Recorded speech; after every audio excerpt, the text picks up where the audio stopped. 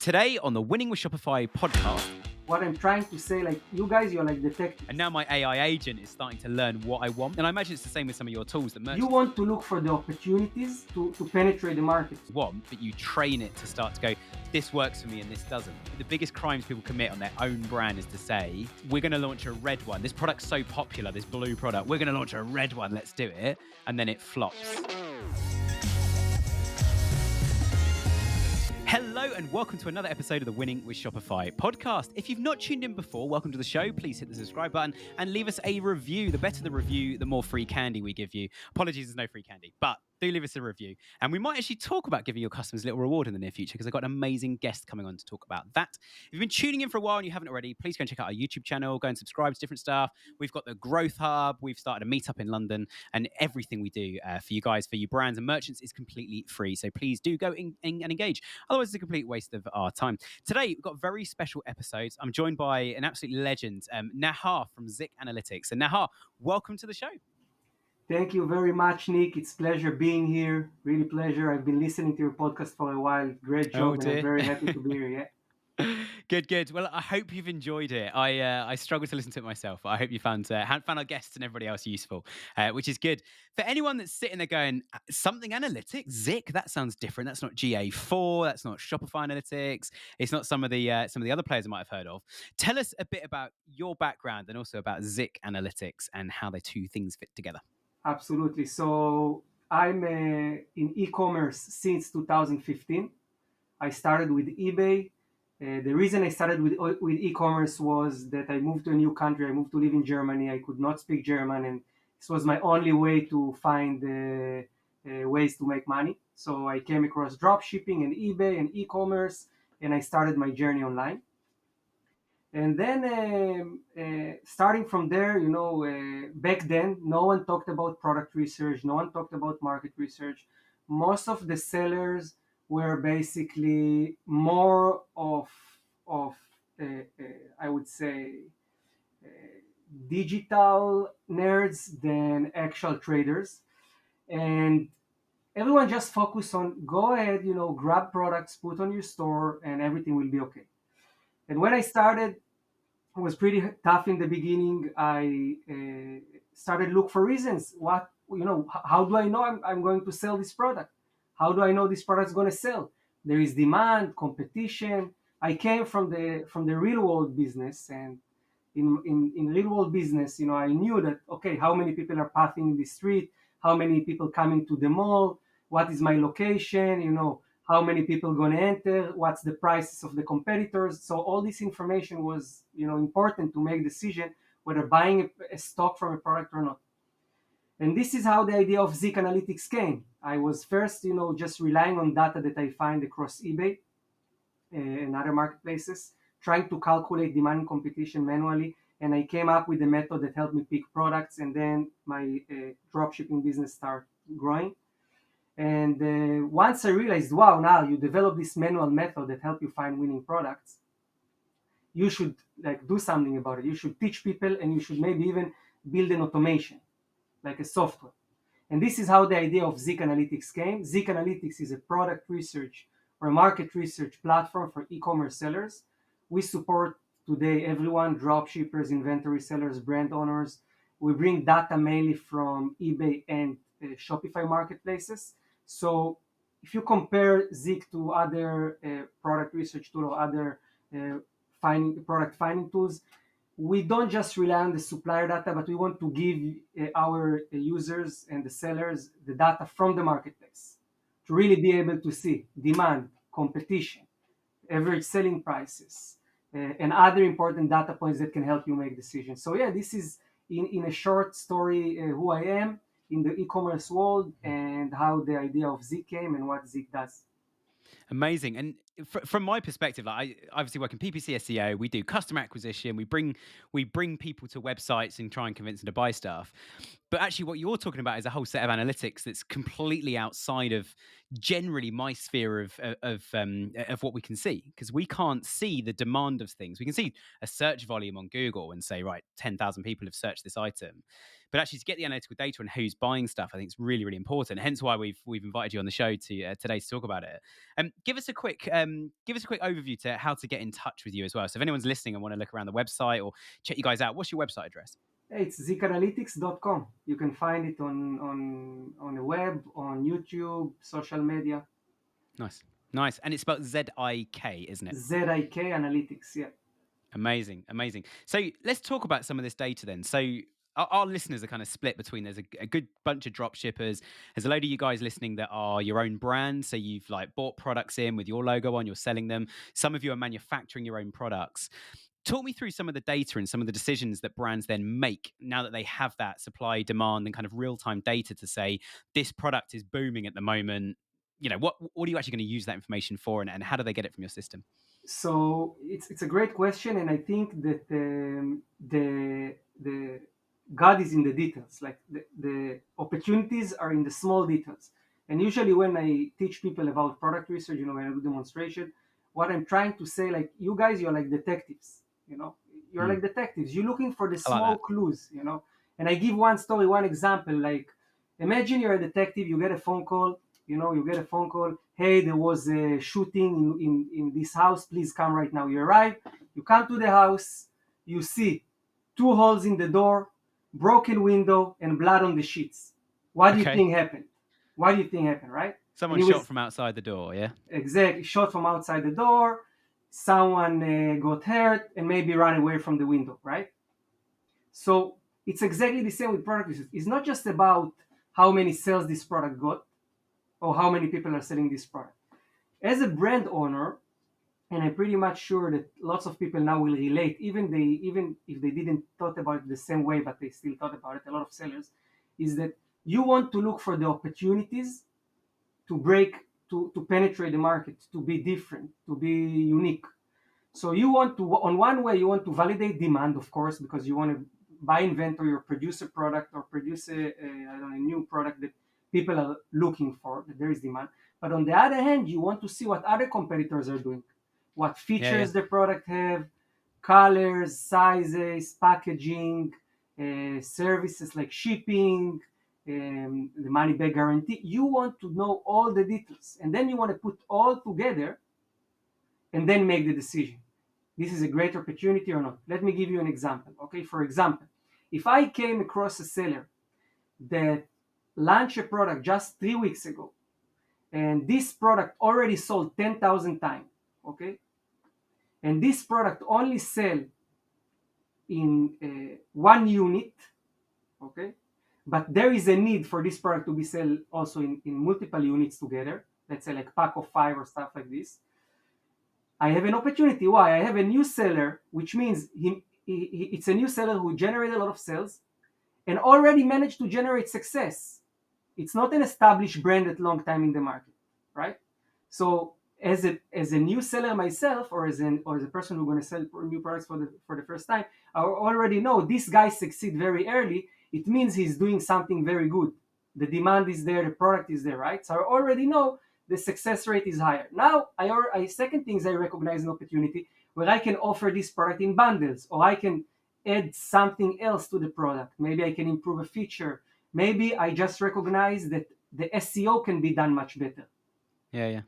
I love that. And it's when we look at competitors, the thing that I find mildly frustrating, I'll say. So any existing clients listening, like, please don't think I'm moaning here, but we make a lot of decisions, and I'm on a war against making decisions this way. We do them based on what we think, and we do them based on gut feel, not based on data. And that, Yeah. I think, is one of the biggest crimes people commit. Coming back to your murder scene, the biggest crimes people commit on their own brand is to say, we're going to launch a red one. This product's so popular, this blue product, we're going to launch a red one. Let's do it. And then it flops. And because you've not looked properly at the data, as you say, to understand what is the best color to be offering, well, why don't you actually do a sample run or use data like you've got to say, well, actually on eBay at the moment and in the Shopify marketplaces, there are 10,000 blue ones being sold, 40,000 yellow ones, and no red ones. And we're thinking of selling a red one. Well, like, you're trying to sell one that nobody wants to buy at the moment. So why don't you, I guess it's two sides to this, isn't it? One is jump on the bandwagon and say, popular product, let's offer the same thing, sell the same thing, offer our own variation on this. The other one that sprung to mind when you were explaining that new seller that sold 10,000 units, I was thinking that actually, if you kept an eye on how much your competitors sold out on certain products, And I know a way to do this off the back of Shopify, and it would be to use their shopping feeds. I just want to give a quick shout out to our sponsors, Yoast. They are the go-to tool for getting your content SEO ready and Google loved. From keywords to readability and those all-important meta tags, which I know a lot about, Yoast makes it easy. Right now, our listeners can get 15% off all WordPress purchases if you use the Yoast plugin on WordPress, and also on monthly Shopify plans for your first 6 months. Just use the code WWS15, so WWS15 at checkout at Yoast.com. That's WWS15, 15% off for better visibility, more clicks, and a healthier website. Let Yoast handle the SEO so you can focus on what you do best. Now, back to the show. Because every Shopify store has a shopping feed that comes out to Google. So if you check those every morning and set up some sort of alert to go, my competitor's product here has gone out of stock since yesterday, you could use your data to go, it's gone out of stock and tons of them are selling on the marketplaces and eBay right now. Therefore, we've got some of those. We need to email our customers about them, put it on our homepage, push it in our marketing, because we're not pushing it right now, but we know someone else is selling out of it. As much as you say, the devil's in the detail of looking at these products are doing well and we're pushing all this stuff over here. I so often see it with brands as well, where you've got like 10 kind of flagship products and 2 of them sell really well. The other 8 you're trying to push because you accidentally ordered too many.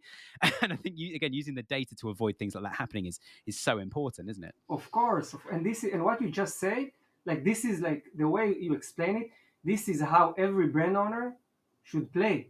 Because imagine people are investing thousands of dollars on stock, building a website, building a brand, social channels, ads. You should use all set of different analytic tools and combine the data together. And we have few unique use cases of sellers that are doing it, and they're extremely well. They use, like you say, they come from UWorld, Google Shopping, Google AdWords, and all these kind of things, bringing traffic data, but then combining it with real demand and real sales. And then it works both for ads and for SEO. Why? Because suddenly it's not just this search term have 50,000 searches every month.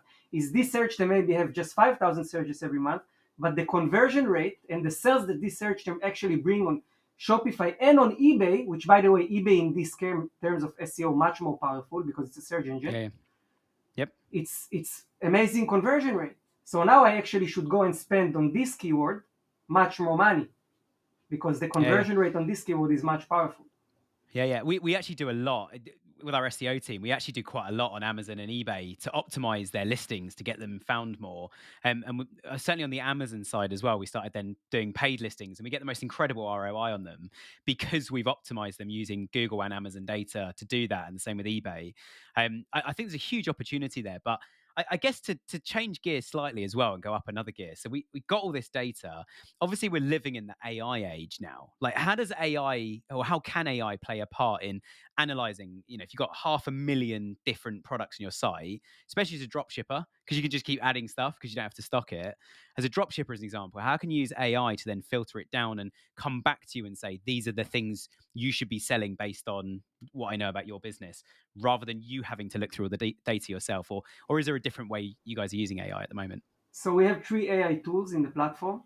It's called the Autopilot, Turbo Scanner, and Bulk Scanner. It's basically, one is just semi-automated, and then the other 2 are automated. They are specifically for dropshippers. And what it does is just taking products from eBay and from other marketplaces and able to automatically match them 100%. So for a dropshipper, for instance, you don't need to do anything. You just go there, put in the filters. I want products with 2 sales in the last 7 days, selling for this price from this category. You click on a button and you just get list of products with a sales history, with sales record, with the competition records, all based on your filters. So this is how those tools basically work. There are, of course, AI in all other areas of the business, which is not product research, which is also very powerful, but this is another topic if you want to cover. Yeah, absolutely. And I'm just going to fill in a blank quickly as well. I got it in my notes written in front of me to say this earlier, but we're talking a bit about dropshipping today, guys. And so even if you're not a dropshipper, still super useful to use data like this to make decisions and sell products and push products that people want to buy when they want to buy them. That's all great. We've had quite a few people on talking about dropshipping, both brands and people like yourself who work kind of supplier side, tech side. And actually, if you want to launch a new product, but you don't want to stock it and do a massive order of them, you just want to sell a new product to say, we sell sunglasses, would hats sell well on our website? Dropshipping is a fantastic option to widen your SKU base. It might even be that you say, do you know what? Our sunglasses are amazing. So we're going to drop ship other sunglasses that aren't quite as good because of that marketing parallel we want to put on the site, saying like our official kind of premium or platinum range are amazing and they're much better when you put them compared to one of our drop shipped products. They're still there if you want to buy them. But just to make the point that actually, even if you're not drop shipping, don't tune out. Like this is all still relevant to you, I think. But definitely, Nahar, like tell us more about this because I think that some of the AI engines and the way brands are using them, I think it's just so important moving forward at the moment. Yes, of course. Look, I can tell you even not just about e-commerce, even in my business, like in the software business, and we use AI everywhere. I encourage my team to transition as much as possible to AI to become master of AI tools. It's just the beginning, the early days. I believe that in a year from now, things are going to look even more advanced. Everything moved to AI, but at the same time, we don't need to get too excited about it. We need to be, like really hands-on. Also, when we use AI, and slowly, with the future, I'm sure things will be more like specific, and will be easier to use. Yeah, absolutely. The other thing with the AI, I've been testing this the last few days, is I've got a Chrome. I won't say what it's called because I'm not very happy with it, but it is brand new. And the guy, Will, who's made it, is emailing me like crazy because he wants my feedback. And we've made the tool better together. But I'm using an AI engine that's a Chrome plugin that can click around my screen and do stuff, even when I'm on another Chrome tab, which is just, I mean, it's a complete game changer. Yeah, So what I do is I leave it running using, I won't say exactly what I'm using it for, but it looks at like 3 or 4 different sites and pulls together information, puts it all into a spreadsheet for me.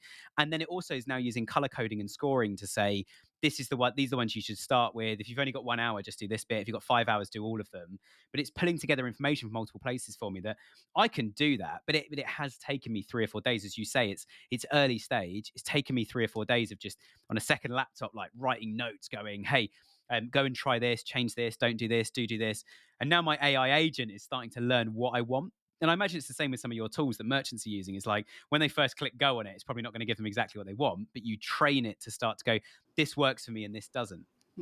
yeah, yeah, exactly like this. Sales tax is overwhelming. Never mind the stress that comes with a provider that's overpriced, unreliable, or leaves you waiting days to get a reply. TaxCloud is here to tell you there's a better way. They're not just a tool, they're a trusted filing partner for growing Shopify brands. They will work directly with the states on your behalf to handle registrations, filings, and ongoing compliance, so you can stay focused on growing your business. Plus, with a 4.9 star rating on the Shopify App Store, merchants trust TaxCloud to get it right, and you can too. Go ahead and check them out at taxcloud.com/winning. This is exclusive for the Winning with Shopify podcast listeners, and you will get a free migration onboarding service when you decide to make the switch. So that's taxcloud.com/winning. What are some of the ways that dropshippers could understand more about their audience then? So we spoke about the products, but how can they understand their audience a bit more and some of their customers and the way their customers shop using your tool?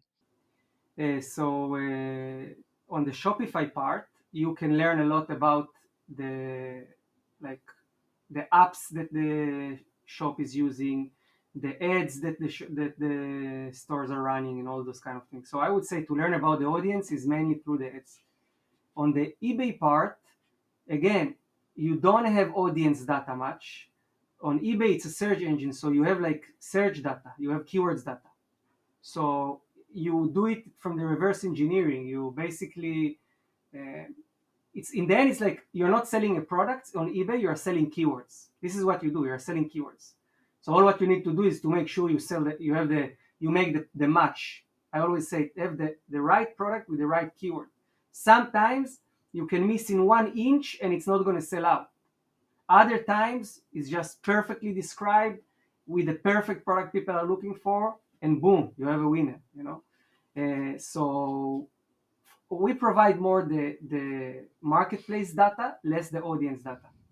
Okay, that makes a lot of sense. But as you say, even with the search data on eBay or looking at the apps and ads that stores are using on Shopify, you can understand like if all of your competitors are using an app that is a loyalty app and you're not, that's a Exactly, really important piece of information that you could get exactly. quickly using your tool as opposed to crawling through the code or using something like Built With that only gives you so much data. So I think it's really, really important to do that. What are some of the, when you're looking at any kind of data, whether it's product or audience data, what are some of the metrics people should really be looking at? Because we've spoken about sales and keyword searches. Are there any other metrics people should really focus on when making decisions about some of the stuff? Yeah, it's the profit margin. Profit. I think in our world right now, where we need to run ads, we need to do affiliate marketing. There is so many things to do. The higher is the profit margin, the more chances we have to succeed. This is how it is. And then if you buy your own inventory, it's even more important, because you all know probably when you want to scale an inventory business, when you have your own brand, you cannot scale with your own cash. You need to take money from You the need a bank. bigger warehouse. Exactly. And you need to buy the stock, because the money, your cash flow sitting in stock basically. So if your profit margins are not high enough, you will find yourself stuck. Either need to take loan from the bank, or just cannot scale. And even if you take loan from the bank, and I have good friends with large Amazon businesses of like 20 million a year and stuff like this, that had an amazing business for years. And because the profit margins are so low, something small happened in your business, and boom, everything gets stuck. Suddenly you cannot restock, you cannot fulfill, and suddenly you're losing all your volume. So I would say profit margin is the most important thing. And then of course after this is, I would not say is one thing, is the combination of competition, demand, and then your unique selling point. Yeah, And then absolutely. it's these three things together plus the profitability. Yeah. I love that you've said that, because there are so many brands as well that try and lower their prices to get more people to buy the product, but then you're squeezing that profit margin. While you were talking about profit margins, I suddenly thought back to that example I gave of using your tool to find products that have sold out. And you say, right, we've got a very similar product we could push. What you could also do is, because it's sold out, you could use your tool to keep an eye on when they start selling that product again, when it's back in stock. But until it's back in stock, you could offer a higher price for your like for like product to give you more profit margin, because you're the only one selling it, or you're the only one pushing it right now because you've highlighted in the data that that is a really successful product. So there's probably some really good quick wins like that using the data, aren't there? So much quick wins. I can give you an example for insane quick win, like Yeah, just you please. say. Yeah. It's from eBay. It's one of my craziest products. I came across a seller that had a very bad rating rate, like 80% or something. It's in eBay. It was low back, like 85% or something. Back then, it's disaster. I don't think if today you can actually sell with such a low Yeah. feedback rate. Anyway, I see that this guy is selling products like crazy, and I'm like, how this is possible? Like I start digging into the product, and I realized he have a lot of smartphones, all those Chinese smartphones, unbranded smartphones. I'm looking into the title, and what I see, all of them have the title "World's Smallest Smartphone." Okay. The guy Yeah. somehow found this mini niche, world's Yeah. smallest smartphone, went to Amazon, searched for small screen iPhone, just brought 4 or 5 mini iPhone with like very small screens, and then just list them with this title, world Okay. smallest smartphone. Hmm. So he was selling like crazy, and it's basically based exactly on what you say, just not on real supply, but on a Yeah. specific term that has zero competition. Yeah. So I suddenly he think was the only one that's selling there. I think that's amazing. I think it's so smart. We've done exercises in SEO as well, kind of similar to finding that niche keyword with zero competition. We've done it with a few brands where we've like SEO optimized their tagline. So not like a product or a click, optimize their tagline. And then they've gone and run. And so once we're number one and we're cemented there and no one's ever mentioned it, then we run a big PR campaign, loads of backlinking, loads of email. So then we tell people to go and search for this thing. And we also do it with product launches sometimes, is we will create some content on a site talking about a new product that's coming that no one's already targeted that as a term, search volume zero, and then we create the demand, but we're already number one. One of our secret source projects, by the way, guys, for anyone listening, I probably haven't said this before, but if you get to like Black Friday or Mother's Day or one of the events throughout the year, and you're not number one on Google SEO, you don't bother doing SEO because you kind of create the content, put it up, and then it's gone. So there's no point Yeah. there's no point even trying.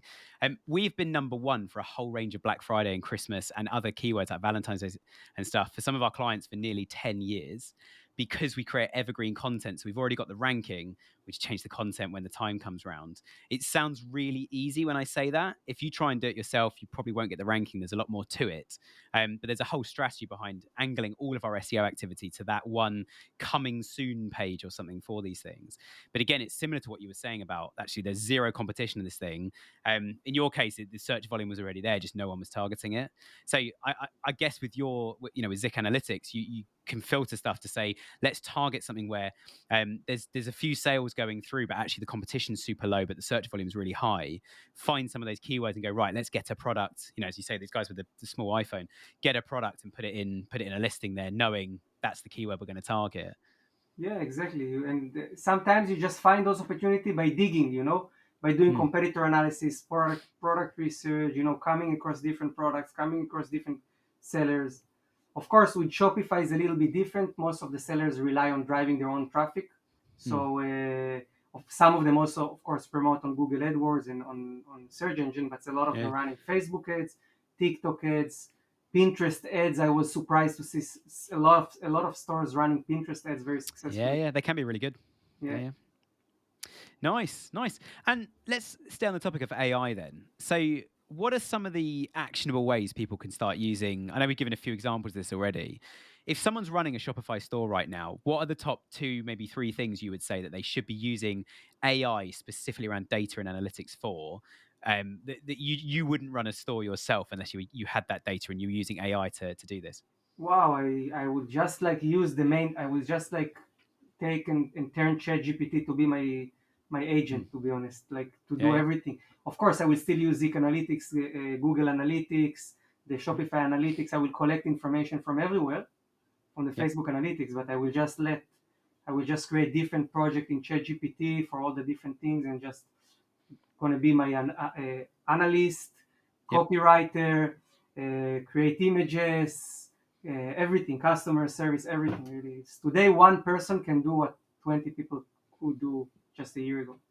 Yeah, absolutely. And just on the images within ChatGPT, we've used it on a few clients where we've got a white background image or a transparent background image of a product.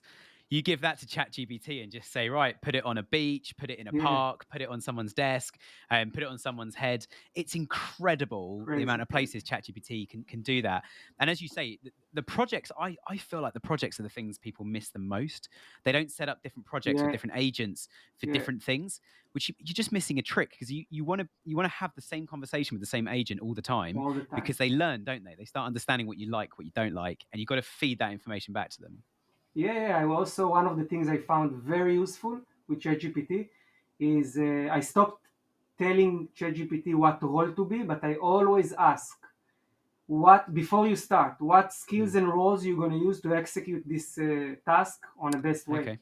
And then ChatGPT does the research, what he should use, suggests me everything. If I see something is wrong, I remove it and I move from there, and the results improve dramatically. And I think every person, I'm telling now to every person that listening, that they should feel responsible to learn how to use ChatGPT, and not just ChatGPT, other tools, okay? Because if anyone that is listening now, include both of us, if we're not going to be able to expert this tool in a year from now, we're going to be behind many other people that know how to use all those tools to save tons of times and be 10 times more productive. Yeah. And I think it's the difference between waking up one morning and going, my competitor's website looks amazing and all their photography looks incredible. And they seem to change it every week. It's like if it starts raining, they put more raining pictures on their products. And I mean, we've got the ability to have that sort of real-time update now. So I feel like there's no excuse. We're using SheetGPT. We're using that Chrome AI plugin that I'm using. We're using ChatGPT. The thing we're not using it for as well, just to flag as an SEO guy, not using it to write content yet. It comes up with ideas, it writes some content, but the amount of weird things it does. One of my team flagged something earlier today that I had never heard of, but I Googled it and it is a thing. AI tools, when they put a dash somewhere, they put a longer dash than the dash on the UK or US keyboard on a laptop. So if you see a long dash somewhere, someone's copy and pasted that off AI. And what we've done as well is we started searching on both our clients and other clients' websites earlier, literally just today, same day we're recording this, and we found loads of them on people's blog posts and all sorts, which you can take or leave this, guys. This is a slightly controversial comment, but one person I did talk to earlier mentioned this to you. He said, any site I find the long dash on, I'm going to report their content to Google as AI content to say it's not unique, it's not been written by a human, it's not authentic. I'm going to go and flag them all. I'll leave that with you guys. You can decide if you want to do that or not. But I did think it's smart. There's been changes to cookie banners and stuff recently where again, I won't go into the details because I'm not a legal representative, but if you believe you are following all of the rules in something and other people aren't, there is an opportunity to report them, and if they get taken down, you're the only one left. So we talk about those people that have sold out and you're the only one with the product. Same basis, but business wide. If people get in trouble with the regulators, I don't want to create like a really hostile environment for everybody, and kind of go back to the Wild West Cowboys. But I do think it's important. But I've got one final question for you today. And I know it's a big question, and we could probably do a whole nother episode on this. But if someone's sitting there right now going, I don't have a store, but I'm going to start drop shipping, going to run Shopify or on eBay, or I've got a store and I'm doing a bit of drop shipping, or I'm not doing any, but I'm going to do more. I'm going to fresh start drop shipping and look at it fresh. How would you advise those guys start drop shipping today to do it productively? What's your kind of 1, 2, 3 to make it work as best as possible? I would say start with taking like 20 hours, like literally 20 hours, a couple of days of a week, and do a proper research. Put everything aside. Come without any opinion or expectation or ideas in your mind. Come completely clean, and just start doing research and crossing data from different platforms. Crossing, let's say, do product research on Zik, compare it with Google searches, compare it with different sources of traffic, search on Facebook, search on TikTok, and come up with list of minimum 5 products after these 20 hours of research, with a checklist for each product. And then after you did a proper research, decide which product you want to go on full in, and then put yourself minimum 6 months, I would say even 12 months, but minimum 6 months, and do everything you can for this time to make this product successful. Now, of course, if you have more time and if you're like more advanced, you can also test 20 products, 100 products.